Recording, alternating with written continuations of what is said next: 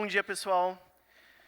Se em vez de 15 minutos eu tivesse 15 segundos para deixar uma mensagem para vocês, eu acho que a mensagem seria que existe muita coisa boa acontecendo na educação do Brasil. O senso comum é que a educação brasileira, principalmente a pública, vai de mal a pior, melhor zerar tudo, destruir, construir tudo de novo.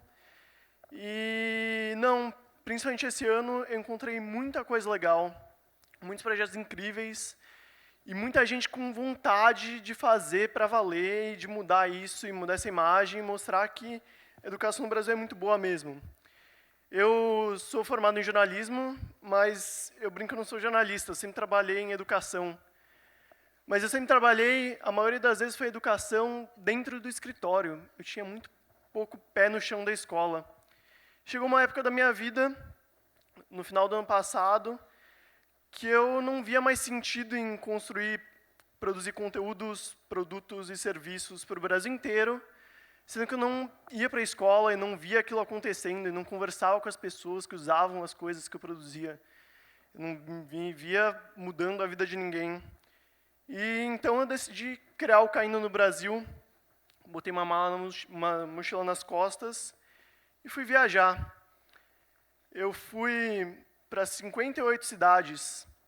O que eu queria ver era eu queria conhecer as realidades brasileiras. Mais do que educação, Paulo Freire mesmo sempre disse que é importante conhecer as realidades. Então, eu chegava na cidade, andava pela cidade, estava aberto para ouvir as pessoas e buscava conhecer práticas que realmente fossem diferentes, que trouxessem soluções criativas para os desafios que a gente tem hoje. Ou histórias de pessoas que ensinassem coisas novas para a gente em educação, ou coisas que a gente muitas vezes não lembra. No total foram 5 meses. Comecei em Belém e fui descendo até São Paulo, tudo de ônibus, trem, barco. Foram 17 mil quilômetros. Eu calculei mais ou menos 12 dias dentro de algum meio de transporte. Mas o mais legal foram as histórias e as práticas que eu vi pelo caminho. Saí de São Paulo com uma lista de 30 escolas, práticas e histórias de pessoas para conhecer.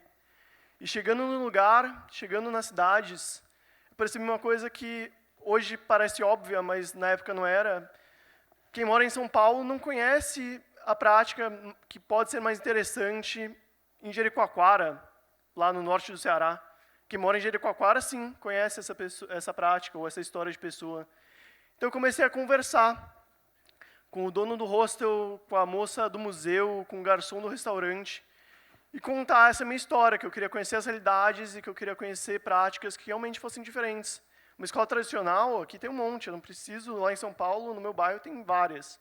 Escola que falta banheiro, também, eu não precisava ir até Palmas para encontrar uma escola que falta banheiro. E ninguém precisa ficar sabendo disso também, porque já está na mídia a rodo. E com isso eu tirei 2 conclusões principais. A primeira é que todas essas 30 práticas que eu conheci, que a maioria eram locais ou regionais, coisas que muitas vezes o Brasil não conhece, que eram muito mais interessantes do que as práticas que estão no meu papel, são ligadas por uma coisa que a gente está cada vez mais popular, chamada de educação viva, que é uma educação que forma para a sociedade, forma para o mercado de trabalho. Hoje em dia, a sociedade exige um cara que saiba trabalhar em grupo, saiba falar, saiba dialogar, saiba ver o outro, autônomo, responsável. E muitas vezes a escola não consegue preparar e entregar esse cara para a sociedade, muito menos para o mercado de trabalho. E é um grande problema. Um dia me deram uma tarefa para eu fazer, eu fiz, e eu fui mostrar para minha chefe para ver se estava certo. E ela falou, não, eu te dou autonomia para isso. E eu me desesperei, porque nunca tinha ganhado autonomia para nada, para entregar direto para o cliente. Outra coisa que eu vi, que eu constatei, é que educação acontece em qualquer lugar. A educação acontece numa casinha, que a gente costuma chamar de escola. A educação acontece embaixo de um pé de manga, como diz o Tião Rocha. E Paulo Freire aprendeu a ler e escrever no quintal dele. Então, eu pude ver isso e viver isso de perto, conhecendo essas práticas. Eu ia como jornalista nas escolas e ouvia o que os diretores, o que os gestores tinham para falar sobre aquela prática e tentava sempre conversar com os outros autores envolvidos e ver a prática acontecendo. Mesmo se eu não pudesse conversar com as outras pessoas, muitas vezes os alunos estavam ocupados ou não estavam na escola, mas eu sempre dava um jeito de andar pela escola e sentir um pouco como funciona aquilo no dia a dia. E aqui eu vou trazer breves cases para mostrar que esses valores da educação viva podem ser aplicados em várias escolas. Você não precisa ter uma escola hiperalternativa para isso. Existe escola tradicional que aplica esses valores muito bem e, de vez em quando, de maneiras muito simples. A primeira escola que eu vou falar fica em Brasília, chama Vivendo e Aprendendo. Eles são um case incrível de diálogo e democracia. Diálogo porque é uma associação, então, pais, professores e alunos, e é uma escola de educação infantil, constroem a escola junto, no diálogo, sempre. A escola não existiria se não fosse essa conversa. Mais do que isso, quando eu estava conversando com a coordenadora, ela me falou, olha, aqui a gente ensina o não gosto. Eu falei, como assim você ensina o não gosto? Ela, geralmente quando você faz alguma coisa que outra pessoa não gosta, a gente adulto não sabe lidar muito bem com isso, né? Ou a gente para de falar, ou a gente bate na pessoa, ou a gente mata a pessoa. Da Atena existe por isso. E as crianças, ela falou, não, aqui as criancinhas aprendem a falar não gosto. E eu já estava alguns meses na estrada e falei, isso aí ela está só querendo me impressionar. E não, quando eu estava andando pela escola, eu vi uma garotinha jogando areia na cara de um moleque. E daí o professor que estava junto, como eles tinham 2 anos, eles não sabiam falar muito bem, o professor falou, Maria, não joga areia na cara do João, porque o João não gosta disso. Na hora ela parou. É o modo de ser daquela escola que faz o aluno aprender a dialogar e aprender a olhar o outro. Provavelmente a Maria não vai fechar o meu carro no meio do trânsito da cidade. Outra coisa muito legal dessa escola, que acontece em outras também, é que os próprios alunos aprendem a debater e criar suas regras de convivência e viver num coletivo de uma maneira saudável, de verdade. Essa, por exemplo, foi feita por alunos de 3 anos. Não pode cuspir, nem morder, nem beliscar, porque suja e dói. É uma regra para a vida, né? Pense nisso. E mais do que isso, a Vivendo e Aprendendo, que é essa escola de Brasília, mostrou para mim que a diversão é realmente uma peça fundamental na educação. Eu fui em uma outra escola um dia e a diretora me mostrou orgulhosa uma fila para a cantina. Falou, não, porque aqui a gente tem esse nível de excelência porque a gente tem disciplina, a gente preza pela disciplina. E eu fiquei olhando aquilo e falando, mas será que uma fila praticamente militar, com uma disciplina mega rígida, é o melhor jeito de fazer? E quando eu via Vivendo, eles têm uma hora de parque, não uma hora de recreio, uma hora durante o dia deles que eles ficam no parque brincando com pessoas com jovens rapazinhos pequenininhos de outras idades. E nesse momento é o momento que eles mais aprendem e ensinam uns para os outros. Não importa que você tem 2 anos, você pode ensinar para o garoto que tem 6. Sabe o nome dele, você não sabe o que ele faz, você não sabe o que ele gosta, as habilidades e competências. E essa escola em Brasília também faz isso. Os professores são sensíveis para olhar para cada aluno. E chegou um garotinho, a diretora me contou que chegou um garoto de 9 anos, não sabia ler nem escrever, depois de ter passado por vários métodos de ensino. E a professora perguntou, acho que foi a primeira vez que alguém perguntou para ele isso, o que ele queria ser quando crescesse. E ele falou, eu quero ser elegante, elegante como dançarinos de tango.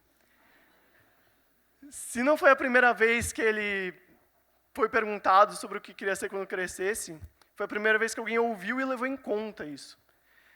A professora usou o tango como tema gerador da alfabetização. Em 2 meses, ele estava alfabetizado, de acordo com o que me contaram. Eu ainda não conheço ele.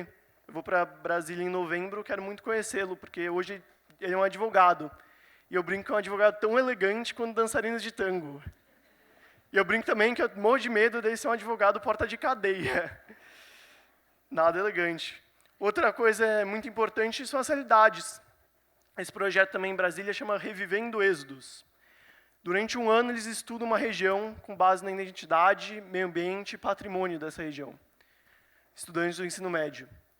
E no fim do ano, eles, com 15 dias, andando por essa região e vendo o que eles aprenderam, na prática, eles saem da escola e fazem uma caminhada de 15 quilômetros por dia para olhar o que eles aprenderam, conversar com aquelas comunidades, as comunidades ensinam para eles, eles ensinam para as comunidades. Então, eles saem totalmente diferente do jeito que eles entraram, até para você ver a sua própria realidade, né? O que acontece no seu bairro? Você pode ser um agente de transformação no seu bairro, na sua cidade, né? No seu país. De tudo isso, eu tirei 2 conclusões. Primeira é que, realmente, você pode aprender em qualquer lugar. Você pode aprender na escola, na casinha, você pode aprender embaixo da árvore, você pode aprender aqui. E a outra conclusão, mega importante, um dia eu estava no ônibus, indo para São João del Rei, em Minas Gerais. Chegou um senhor e começou a conversar comigo. E eu estava, a vibe da viagem era essa, conversar com todo mundo, e se a pessoa vem falar comigo, melhor ainda. E o seu Luiz começou a conversar comigo, contou que ele nunca pisou numa sala de aula, porque a escola ficava 2 horas de distância a pé da casa dele. E na época, ele tem uns 60 anos, na época não tinha ônibus. E ele era pobre, não conseguiu ir para a escola. O seu Luiz foi um grande professor para mim, talvez um dos principais da viagem. Porque, primeiro, a filha dele hoje faz engenharia. Então, um cara que não estudou, conseguiu transformar a vida dele, conseguiu dar possibilidades para a filha dele não ter a mesma impossibilidade de frequentar a escola que ele teve. E mais do que isso, o seu Luiz, eu fiquei 1 hora conversando com ele, e todo o final de frase que ele falava era: mas isso você deve saber porque você estudou. Mas isso você deve saber porque você fez faculdade. E não, eu fiquei impressionado, eu não sabia nada do que o seu Luiz me contava. Porque era a realidade dele, eram os saberes dele. Eu não sabia nem, eu não sei quanto é um hectare. E ele sabia olhar o hectare por olho. Isso, para mim, na cidade, não pode não ser importante, mas para ele é fundamental, né? E o seu Luiz me ensinou que é isso, todo mundo é educador. Educação acontece no plural. A primeira palestra falou sobre Paulo Freire e falou uma fala do Paulo Freire que é: os homens educam entre si mediatizados pelo mundo. Então é bem isso, eu queria deixar com vocês essa provocação de que vocês podem ensinar e aprender em qualquer lugar, e vocês podem pegar e compartilhar esses conhecimentos e fazer coisas concretas que realmente mudem as suas vidas, mudem a vida dos outros e mudem a realidade, principalmente essa imagem da educação brasileira, que muitas vezes não é tão boa. Existem, sim, ótimas pessoas trabalhando, existem, sim, projetos fantásticos que têm que ser mais compartilhados, e essas soluções têm que ser olhadas e aplicadas em outros projetos, e inspirar pessoas para essa revolução acontecer. E vocês podem fazer isso aqui e agora. Olhar para o lado e perguntar: e aí, quem é você? O que você sabe fazer? Né? O que você pode me ensinar?